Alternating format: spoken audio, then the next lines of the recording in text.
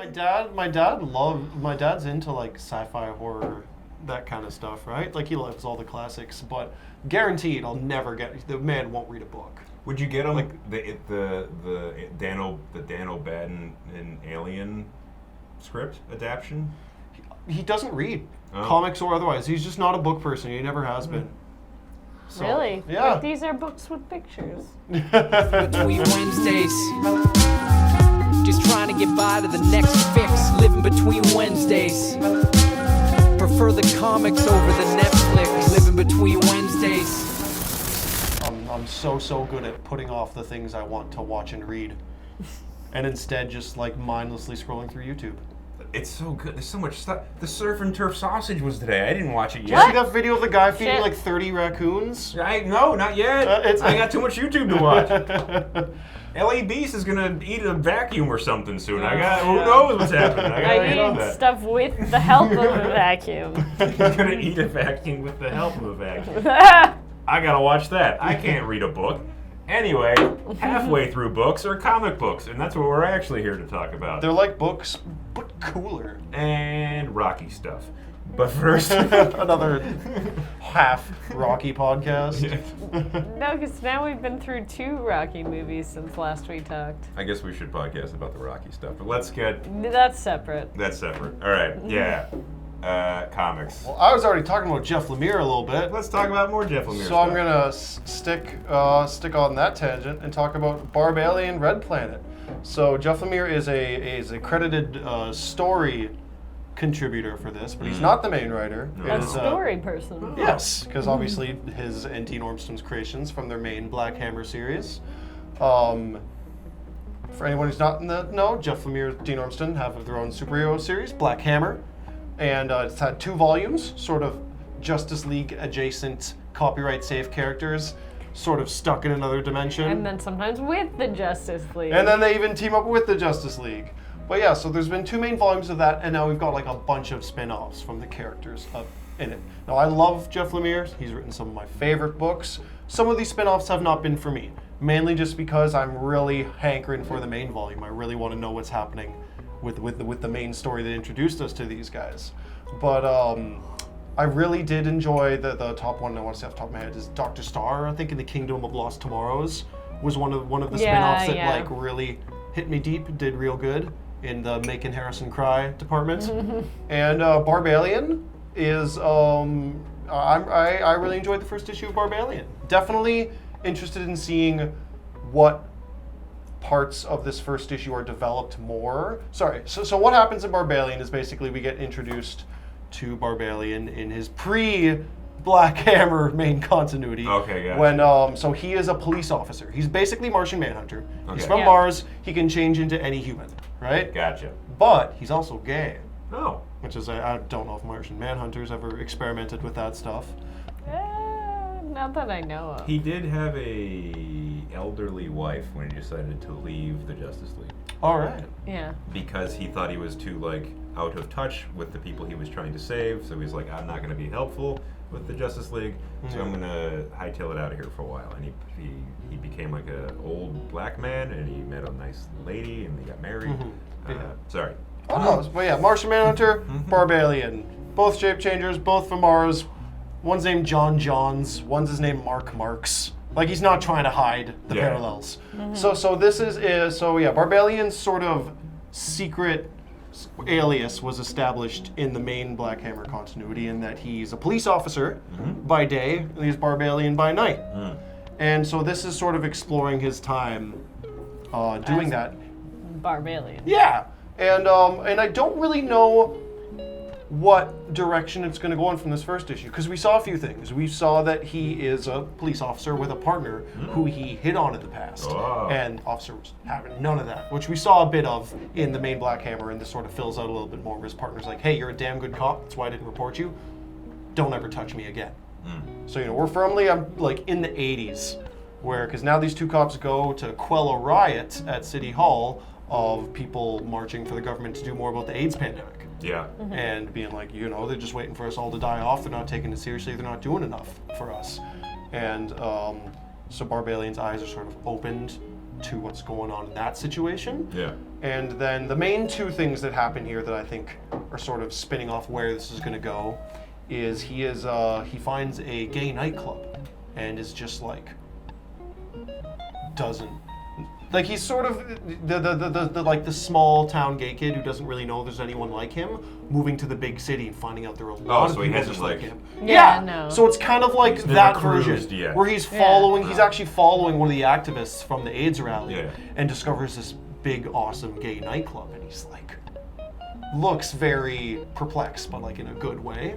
But then we also see back on Mars, you know, he's been branded a traitor for existing with the humans rather than invading Earth like he was supposed to. So is it like symbolic for he's intermingling with a different kind? Yeah. Okay. And then so there's sort of like good. two endings to this comic. One where he discovers this gay nightlife, and the second where on Mars we see like the son of the king being like, I shall earn back my dignity, father, and hunt down the traitor Barbalien.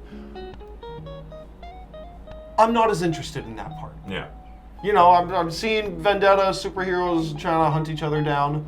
I've read that before. It's been done poorly, it's been done well. I could read it again, done poorly or well, but it's been done. What I want to see more of is Barbalien exploring the nightlife. Yeah. And hitting up all these fantastic gay nightclubs.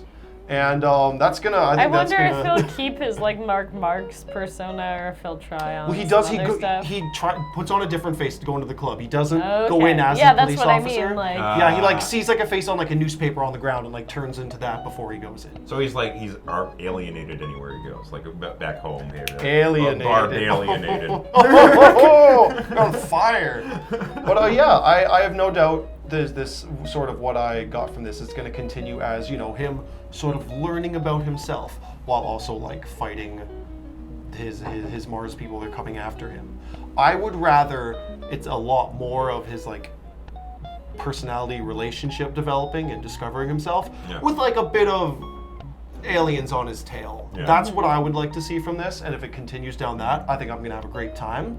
If it turns into a bit more of just like, oh, here's another 5-issue miniseries of superheroes fighting, I've read enough of those. I don't need those right now. So I'm not gonna 3-issue rule it because I think it's just like you said, it's like a 5-issue miniseries or something. Yeah.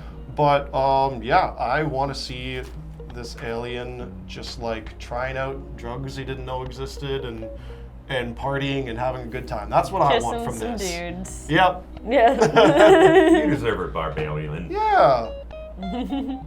Chris, I believe you and I are gonna like co-venture pick up of the week. Yeah, I think so. Okie dokie. Get a room, you guys. Oh. We'll We get have a a room. whole apartment. No, we'll get a room before we get to our apartment. It'll feel more dangerous. I'll cruise the nightclub until I find myself a man. Sea of Sorrows. Yes. Do we know anybody who worked on this? No.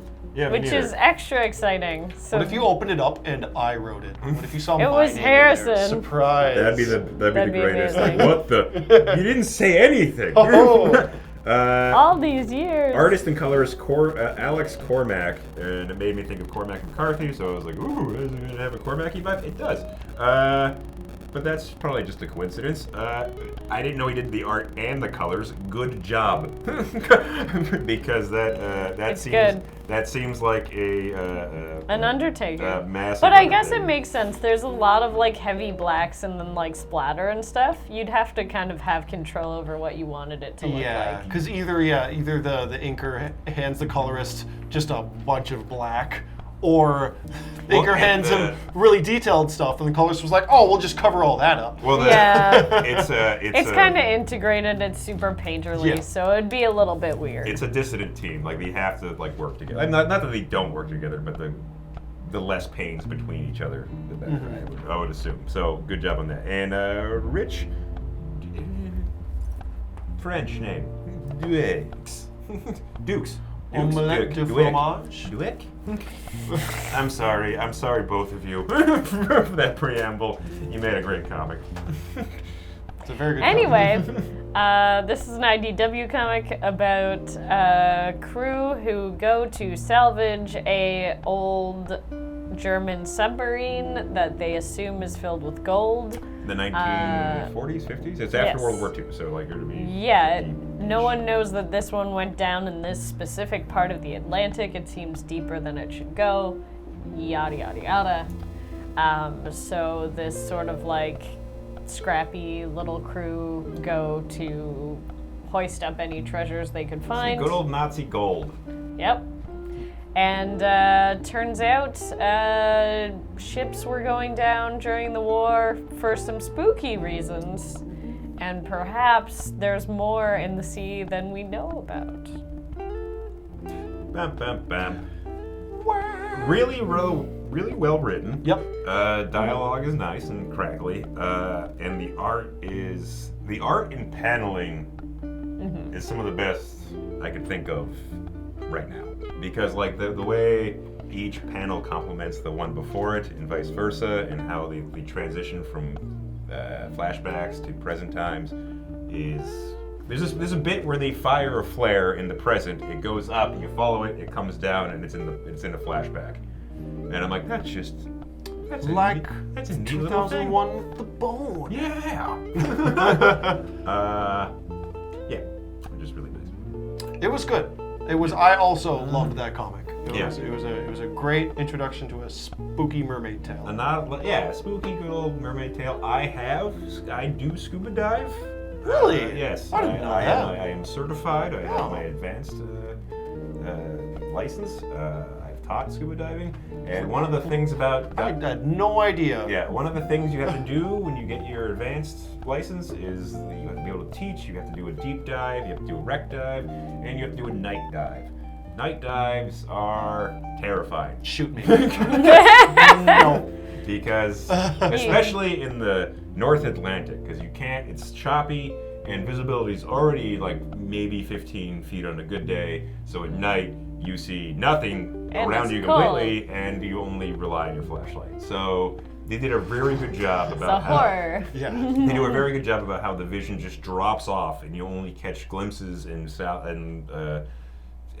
blinks of stuff. You don't really get like, oh, there's a shark. You get like, oh, there's a fin. Yeah. And you can't really like.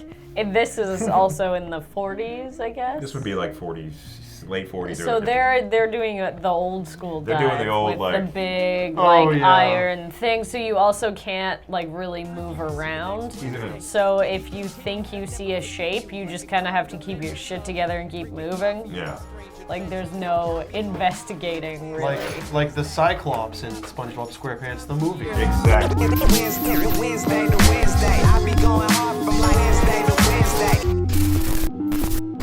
Yeah, hey, pal, you got that one where Superman goes to Supertown? Yeah, I got that when it come out. I like the fourth world.